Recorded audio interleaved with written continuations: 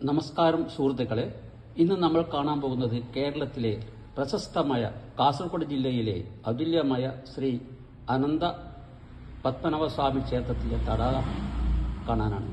കേരളത്തിലെ ഏകമാത്ര തടാക ക്ഷേത്രം ഇതാണ്. ഏകദേശം 1000 വർഷത്തിലധികം പഴക്കമുള്ള ക്ഷേത്രമാണെന്ന് വിശ്വാസം. പുരാണപ്രകാരം തൃശൂർ, തിരുവിതാംകൂർ ശ്രീ പത്മനാഭസ്വാമി ക്ഷേത്രത്തിലെ വിഗ്രഹ ആരാധനയുടെ ആദിമ സ്ഥാനം ഇതായിരുന്നു എന്നാണ് പറയപ്പെടുന്നത്.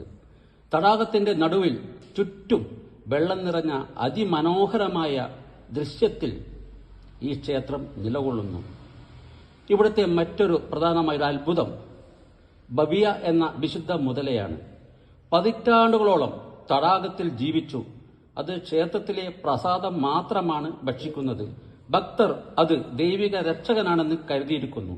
ചരിത്രവും ഭക്തിയും അത്ഭുതങ്ങളും നിറഞ്ഞ ഈ ക്ഷേത്രം കാസർഗോഡിന്റെ ആത്മീയ അഭിമാനം കൂടിയാണ്.